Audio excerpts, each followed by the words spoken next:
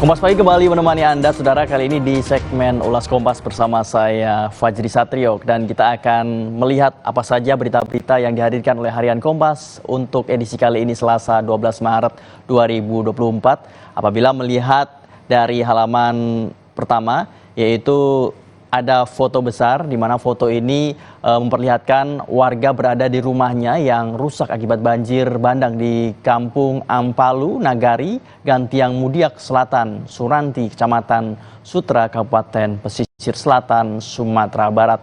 Senin kemarin, pemerintah Kabupaten Pesisir Selatan menetapkan masa tanggap darurat bencana banjir selama 14 hari. Nah, selain itu juga ada judul besar di sini, Saudara, yaitu prioritaskan kebutuhan dasar korban di Sumatera Barat. Dan ini daerah terdampak banjir dan longsor di Sumatera Barat diminta untuk memprioritaskan kebutuhan dasar masyarakat pada masa tanggap darurat bencana. Pendataan infrastruktur yang rusak juga perlu disegerakan agar bisa lekas diperbaiki.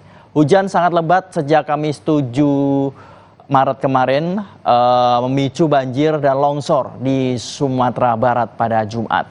Dan bencana itu terjadi di 12 wilayah, Saudara.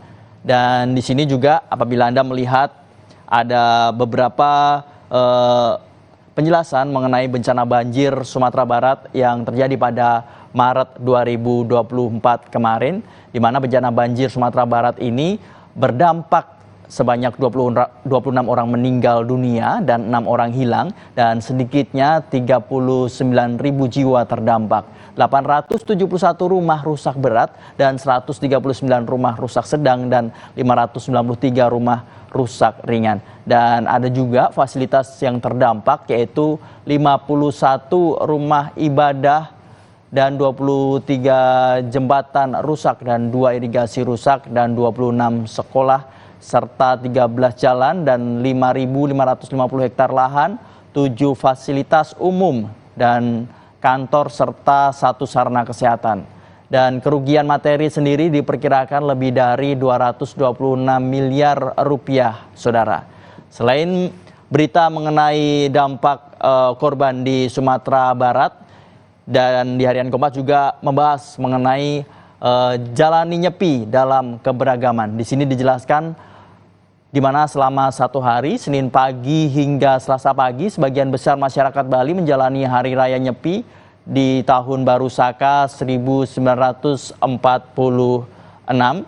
Dan pada Senin malam, umat Islam juga menjalankan salat tarawih puasa Ramadan di masjid atau di musola terdekat dari rumah mereka. Dan rangkaian menyambut Nyepi ini digelar dengan pelaksanaan upacara Tawur Kesanga pada Minggu pada 10 Maret. Dan upacara Tawur Kesanga di Kota Denpasar, Bali dipusatkan di area patung Catur Muka sebagai Caturpata atau pusat persimpangan di Kota Denpasar. Sebelumnya umat Hindu di Bali menjalankan ritual melasti atau penyucian diri dan alam.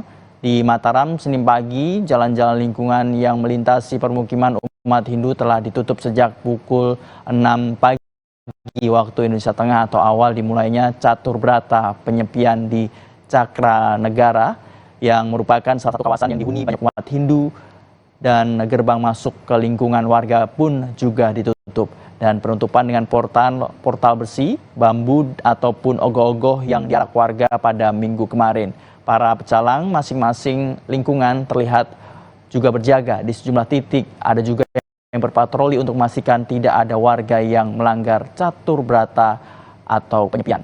Dan di sini, Saudara, juga masih terdapat beberapa berita-berita yang dihadirkan oleh Harian Kompas, di mana suara perdamaian dari ajang Oscar. Di sini bisa Anda baca di mana berita tentang suara perdamaian dari ajang Oscar di atas karpet merah Academy Awards 2024 yang berlangsung di Dolby Theater Hollywood, Amerika Serikat Minggu malam waktu setempat. Sejumlah selebritas mengenakan pin berwarna merah sebagai simbol dukungan atas gerakan artis Sasha Seffer. Di antara mereka ada penyanyi aktor Remios yang membintangi film Poor Things. Dan di sini mereka juga memeriahkan mengenai ajang Oscar di tahun 2024. Dan saudara, bagi Anda yang ingin membaca lebih lengkap, Anda bisa langsung membaca harian Kompas tepatnya di edisi Selasa hari ini. Dan Anda juga bisa mengakses di kompas.id.